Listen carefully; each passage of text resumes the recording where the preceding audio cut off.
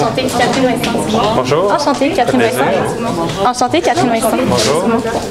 Enchantée, Alex Dumont. Bonjour. Bonjour, enchantée. Audrey Angla. Je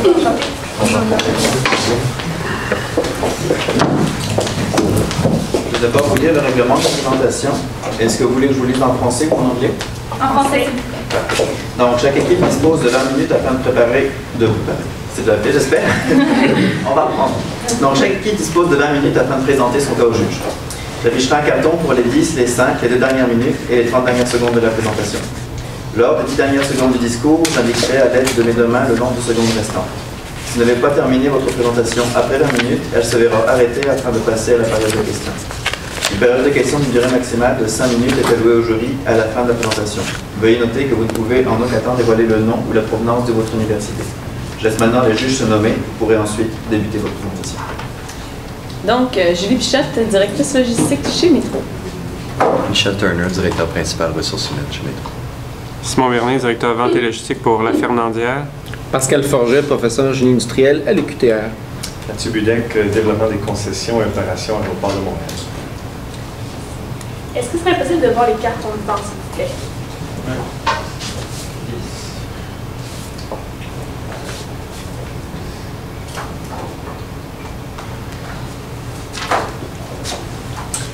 $12 milliards en chiffre d'affaires annuel.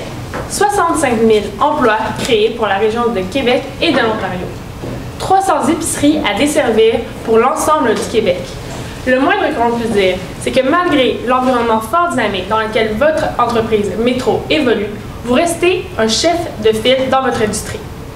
Or, vous utilisez actuellement un centre de distribution quelque peu désuet. En effet, sa capacité maximale est presque atteinte et il nécessiterait bientôt des investissements importants en entretien. C'est donc pour cette raison que vous avez fait appel à nous, le centre de distribution, le groupe de consultation, LOGIX, composé de Catherine Vincent, Alex Dumont et moi-même, Audrey Langlois, dans le but de déterminer la pertinence de construire un nouveau centre de distribution et, le cas échéant, les caractéristiques de celui-ci.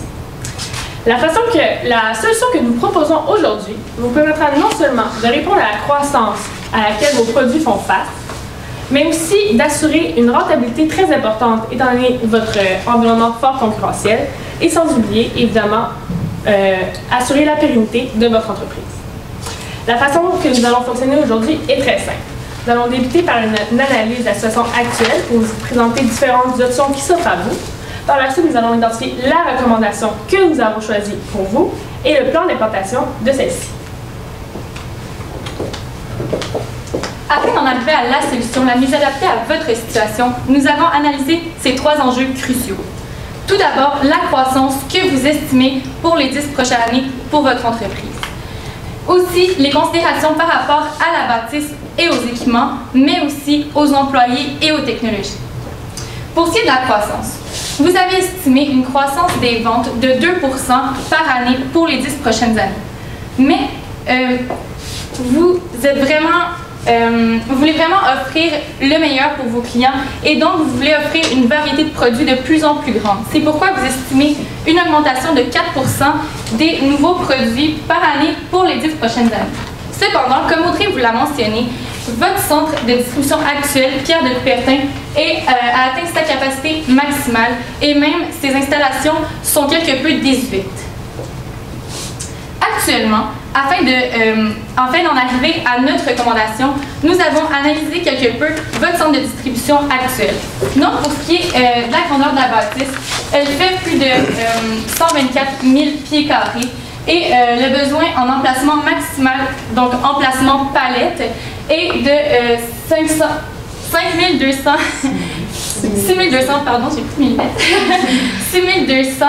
emplacements palettes dans votre centre de distribution.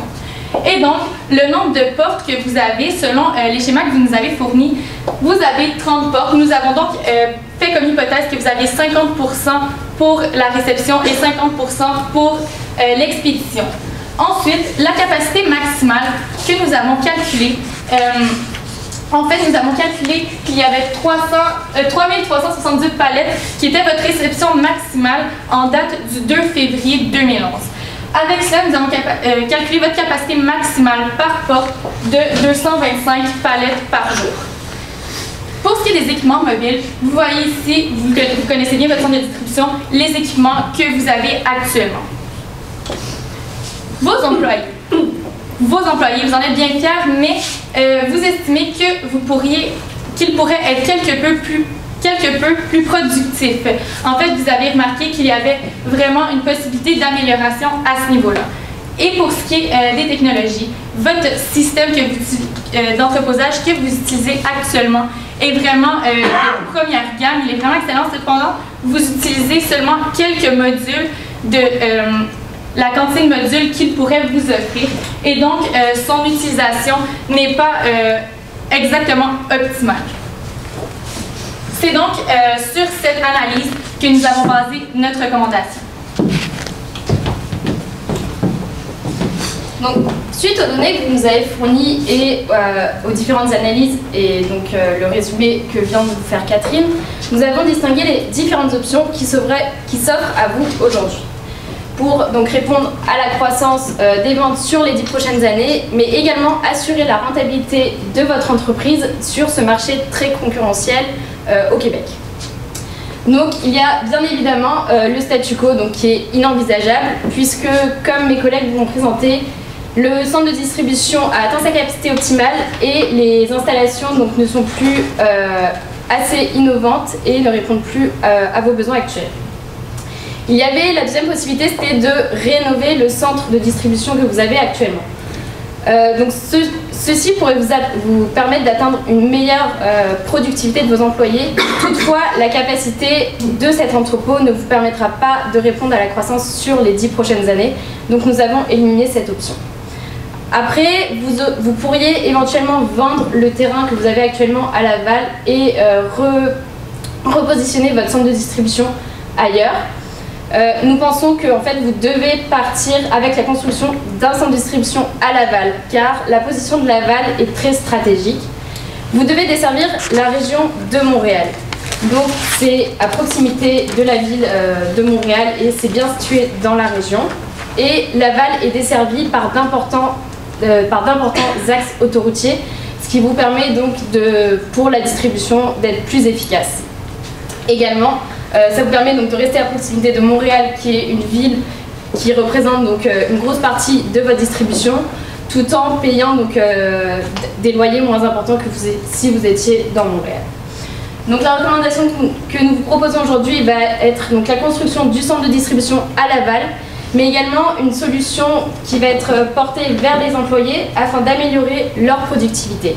C'est vraiment la fusion de ces solutions qui va vous permettre donc d'atteindre vos perspectives de croissance sur les 10 prochaines années, assurer la rentabilité de Métro face à ses concurrents et donc à la fin d'atteindre la pérennité et donc la pérennité de votre entreprise. Donc pour le premier volet de notre recommandation, nous suggérons d'ouvrir le centre de distribution à Laval comme Alex vous l'a mentionné. Pour ce qui est de la bâtisse, voici un peu les caractéristiques que vous vouliez que nous vous recommandions pour cette bâtisse que vous devez construire. Donc pour ce qui est de la grandeur, avec les données que vous nous avez fournies et tout en considérant la croissance de 2% par année sur 10 ans, nous sommes arrivés à ces grandeurs, donc en pieds carrés, qui est de 97 000 pieds carrés pour les produits, mais aussi 28 000 pieds carrés et 27 000 pieds carrés, respectivement, pour le garage et les quais. Pour ce qui est de la hauteur, selon la CSST et donc la santé et sécurité au travail, et les schémas que vous nous avez fournis des palettiers, nous vous suggérons de mettre 4 palettes de haut, et donc en estimant environ 5 pieds par palette et un 10 pieds supplémentaire au-dessus, nous suggérons environ 30 pieds de hauteur pour votre centre de distribution. Pour ce qui est du nombre de portes et de quais, selon l'analyse que je vous ai présentée juste un peu plus tôt, votre capacité maximale qui avait été calculée par rapport à la journée où vous avez reçu le plus de commandes était de 225 palettes par porte. Et donc, avec la croissance que vous comptez avoir pour les prochaines années, nous vous suggérons 46 portes. Donc, encore une fois, posant l'hypothèse que vous avez 50% des portes pour la réception et 50% des portes pour l'expédition. Pour ce qui est des équipements maintenant, le nombre d'emplacements, d'emplacements palettes, augmenterait à 7500 emplacements, voire 7600, afin de soutenir votre croissance. Et le nombre de chambres à bananes, donc pour faire mûrir les bananes, vous voulez savoir combien on construit. Donc la capacité de chaque chambre étant de 21 palettes, nous vous suggérons de construire 22 chambres à bananes afin de les faire mûrir, et ce, tout le temps en gardant les bananes moins de 5 jours dans la chambre. Enfin, pour ce qui est des équipements mobiles, nous n'avons pas de données par rapport à leur taux d'utilisation, et donc ça a été difficile pour nous d'estimer exactement combien vous en aviez besoin de plus. Cependant, pour ce qui est des hauteurs, donc des chariots élévateurs, etc., étant donné que le centre de distribution va mesurer 30 pieds en hauteur, tous vos équipements sont suffisamment, ont la capacité de se rendre jusqu'à 30 pieds de hauteur et même plus. Et donc, évidemment, il va y avoir évidemment, il va y avoir d'autres équipements mobiles à acheter, mais il serait un peu difficile de vous suggérer exactement combien. Afin de répondre donc, au mouvement actuel qui se tourne vers l'écologie, nous allons vous proposer de mettre en place dans votre nouveau centre de distribution de Laval un système d'éclairage écologique. Donc, pourquoi est-ce qu'on vous propose aujourd'hui de faire ce tournant vers l'éclairage avec du développement durable? C'est que non seulement ça va vous permettre d'améliorer et d'avoir auprès de vos clients une meilleure image de marque, que vous vous souciez donc non seulement de vos clients, mais également de l'environnement, ce qui aujourd'hui est très important donc, dans la culture québécoise. Également, ça va permettre sur du plus long terme de vous faire des économies de coûts, puisque ceux-ci ont une plus longue durée de vie et consomment moins d'énergie. Donc en fait, ce qu'on vous propose, ça va être en 2 points. Non seulement faire un éclairage donc, avec des ampoules LED, qui consomment donc, nettement moins d'énergie que l'éclairage traditionnel, mais également mettre en place des détecteurs de mouvement donc dans vos allées, afin que ces allées ne soient pas éclairées inutilement, qu'elles soient seulement éclairées quand vos employés y sont, donc ce qui va vous permettre de faire une économie d'énergie très importante lorsque celles-ci ne sont pas utilisées.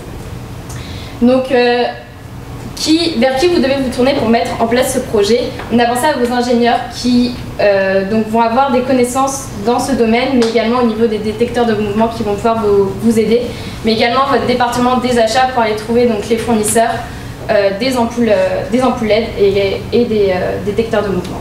Donc le coût estimé à 20 000 $, en fait, c'est aujourd'hui vous allez devoir mettre en place un système d'éclairage dans votre nouvel centre de distribution. Donc le coût de 20 000 $, c'est juste le coût supplémentaire que si vous aviez mis en place un système d'éclairage traditionnel. Donc le coût de départ est un petit peu plus élevé puisqu'il y a des détecteurs de mouvement à mettre en place, et que le système LED coûte un peu plus cher au départ, mais sur du long terme, et donc dans ce cas-là, donc dans le cadre de ce projet qui est de minimum 10 ans, vous pourriez faire des économies sur les 10 prochaines années. Finalement, le deuxième volet important de notre recommandation est par rapport à la productivité de vos employés. Donc, actuellement, comme Catherine l'a dit, vous avez un système informatique, donc Warehouse Management, dont vous n'utilisez pas l'entièreté des modules et aussi pas nécessairement complètement à bon escient. Donc, l'idée ici, c'est vraiment de former vos contremaîtres pour que ceux-ci utilisent bien les modules que vous avez actuellement dans le système EXE. Ensuite, l'idée serait vraiment d'installer des scanners dans votre processus de réception et aussi d'expédition. Donc, en fait, ça serait vraiment de scanner les boîtes et les palettes dès leur arrivée pour leur attitrer un emplacement. On considère que votre système informatique EXE a cette capacité-là dans les modules à développer. Et ensuite, au niveau de l'expédition, ça serait vraiment les employés qui actuellement font les bons de commande sous forme de papier. Ça serait maintenant sous forme vraiment de fusil scanner, donc ils pourraient aller d'année en année avec la commande à compléter selon le nombre de boîtes et les produits et les emplacements. Donc pourquoi? Ça serait vraiment pour installer une certaine synergie d'information. Vous aurez une information en temps réel au niveau de votre inventaire pour les différents produits. Et aussi au niveau de la productivité, comme vous l'avez dit, vous avez un standard de 150 caisses par employé par heure. Actuellement, vous n'avez pas vraiment de moyens à savoir si on vraiment atteint ce niveau de productivité-là. Et avec le système informatique, il y aura une meilleure traçabilité des employés et donc de leur productivité qu'on pourrait ensuite évaluer. Donc aussi, ça serait possible de voir la possibilité d'utiliser le système actuel MOST que vous ne faites pas actuellement. Ce serait peut-être pertinent de débuter cette implantation-là. Donc, pour le niveau du coût, c'est 515 000 $. Donc, c'est vraiment le 500 000, c'est plutôt au niveau de l'implantation des scanners et le 15 000 $, c'est pour la formation même des employés. Et finalement, ça serait dès l'ouverture, 1 mois avant l'ouverture du nouveau centre de distribution, ça serait important de déjà former les employés pour que dès l'ouverture, ils soient aptes à l'utiliser, puis aussi faire un suivi de formation le mois suivant l'ouverture. En résumé, notre recommandation se base sur 2 volets. Le premier est la construction du centre de distribution à Laval et le second, donc les mesures pour améliorer la productivité de vos employés, donc vos contremaîtres et vos assembleurs. Donc c'est vraiment avec la combinaison donc, de ces 2 solutions que vous allez pouvoir atteindre la croissance donc, que vous avez prévue sur les 10 prochaines années, que vous allez atteindre la rentabilité face à vos concurrents et assurer la pérennité de votre entreprise. Excusez-moi.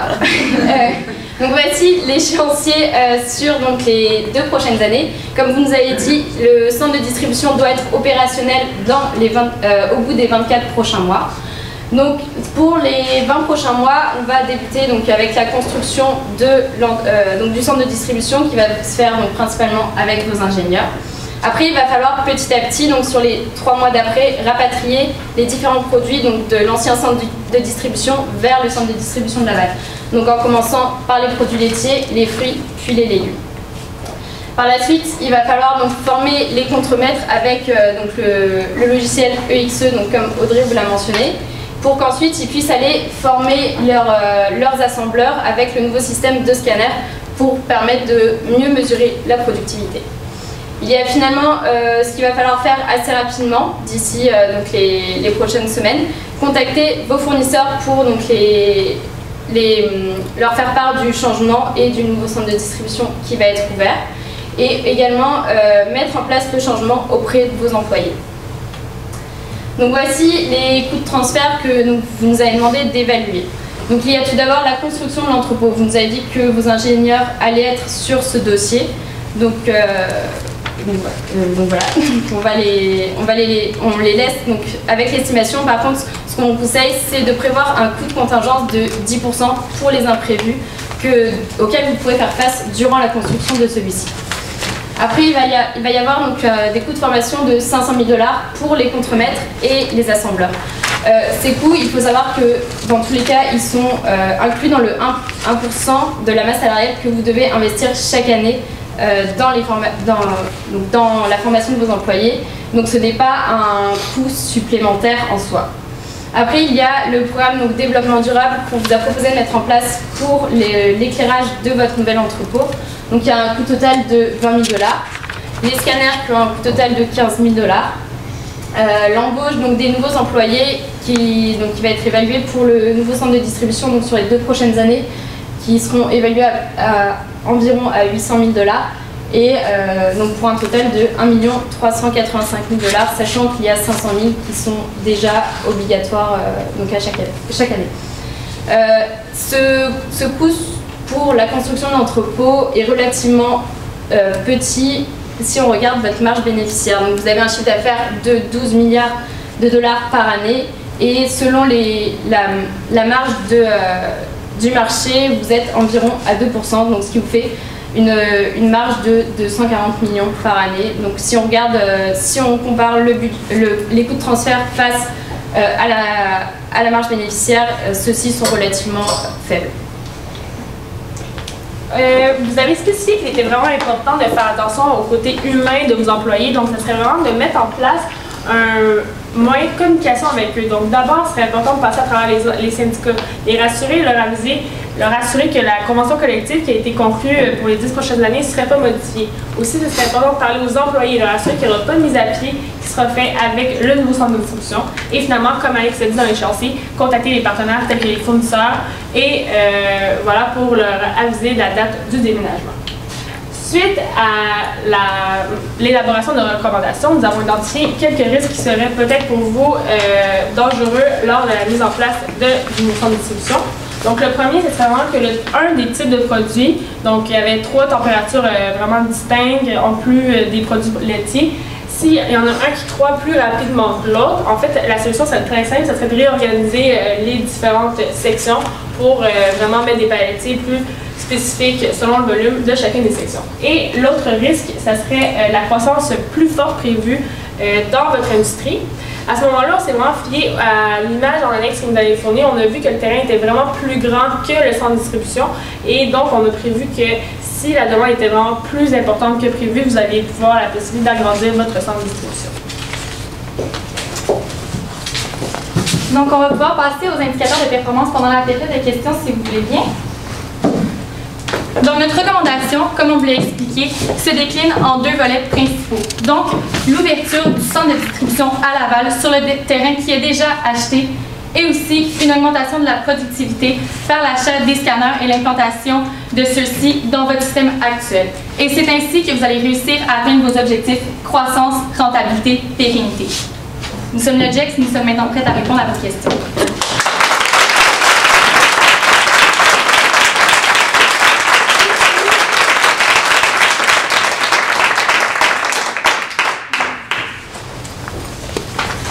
Merci beaucoup de votre présentation, c'était très intéressant. Une petite question pour lancer le bal, pour vous réchauffer. Comment chiffrez-vous le gain de productivité par votre système de scanner qui semble très intéressant? Avec on croit que votre objectif de 150 caisses par heure pourrait vraiment être nettement augmenté. Sans doute, ça serait vraiment évalué, dans le fond, ça serait plus par rapport à la distance que les employés ont à traverser, ont à utiliser. Marcher, se déplacer, voilà, parcourir dans le centre de distribution.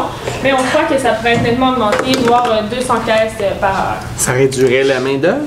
Ça réduirait pas nécessairement la main-d'œuvre étant donné que le volume va augmenter, mais ce serait vraiment plus de faire plus de caisses à l'heure. Est-ce que vous avez évalué un coût parce que vous transférez progressivement les produits? Donc, ça risque de causer le fait que 2 camions vont partir pour le même magasin. Est-ce que vous avez costé ça? Est-ce que vous avez mis un coût à ça? En fait, non, on ne l'a pas évalué. Cependant, on pourrait l'inclure dans notre contingence si jamais. On a mis un 10% supplémentaire au cas où il y aurait des imprévus. Pouvez-vous m'indiquer comment vous avez fait pour arriver à la capacité du centre? Comment vous avez fait pour calculer votre 97 000 pieds carrés pour les produits? En fait, on a utilisé vraiment l'inventaire sur les 6 mois que vous nous avez fourni. On a pris l'inventaire le plus élevé que vous avez atteint, on l'a augmenté pour les 10 prochaines années à un taux de 2%. On a pris ce nombre de palettes-là nécessaires en inventaire. Et puis, pour le nombre de chambres à bananes, vous procédez de la même façon? Exactement. On a pris, par contre, à ce niveau-là, on a pris plutôt le fichier au niveau des ventes, puis on a calculé le nombre de palettes actuelles que vous aviez de façon hebdomadaire, puis on l'a aussi augmenté sur 2% pour les 10 prochaines années. Et au niveau du type de centre de distribution, vous nous recommanderiez d'aller vers quel type de centre de distribution? Est-ce que vous pourriez expliquer davantage l'organisation du centre de distribution actuel? Est-ce que j'irais vers... Pour la disposition des différents... Oui. Ben, en fait, oui, ça serait vraiment de garder la même disposition que vous avez actuellement, étant donné que c'est les mêmes employés qui vont travailler dans le nouveau centre. Ils seraient déjà habitués à l'emplacement de tous les produits et aussi pour la chaîne de froid, c'est vraiment important à ce moment-là de garder les produits où ils sont situés actuellement. D'habitude, Mathieu, non? Ben moi, t'as pas une question sur le budget? Hypothèse, hein? Vas-y. J'aurais aimé ça en avoir un budget, mais... il y en a un, c'est à la slide 17. Manque le bâtiment. Vous avez mentionné vous n'avez pas vraiment mentionné le coût de construction. En fait, le coût de construction, on avait compris que vos ingénieurs préféraient eux-mêmes fournir les prix pour ça. Mais sinon, selon des recherches qu'on a pu faire ultérieurement, on pourrait peut-être évaluer à environ 10 millions de dollars. C'est un bon fournisseur, ça. Si je reprends un peu ce que Julie disait tout à l'heure, ça veut dire que en reprenant le même layout, ou plus ou moins, avec un petit peu plus grand, ça veut dire que les employés auraient un environnement plus ou moins pareil. Donc, ça veut dire... Pardon? Semblable. OK. Donc, est-ce qu'à ce moment-là, en formation, on ne dépense pas l'argent en trop? Ou... Étant donné que vous avez 1% de formation à offrir annuellement à vos employés, on considère que ça serait vraiment bien de l'investir au niveau de la productivité. Étant donné que c'est complètement un nouveau système qu'on voulait implanter dans votre centre de distribution au niveau des scanners, c'est vraiment important qu'ils comprennent autant la raison d'être du projet, mais aussi comment vraiment l'utiliser au jour le jour pour que leur productivité augmente vraiment de façon. Vous avez basé le coût sur le chiffre d'affaires quand vous l'avez fait, en tenant compte qu'il y a juste ce centre-là qui a besoin de formation ou... La formation, on l'a vraiment faite par rapport donc, au nouveau centre de distribution et au nombre d'employés qu'il allait falloir former, donc les contremaîtres et les assembleurs en priorité avec l'utilisation des nouveaux systèmes. OK.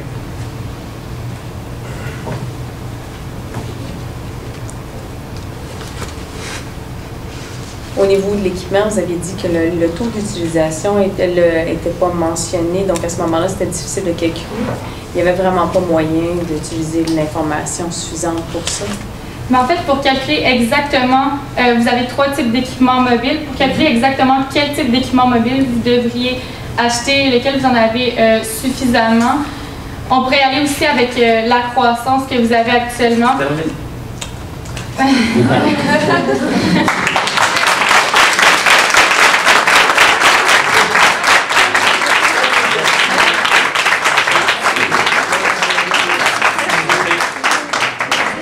Merci.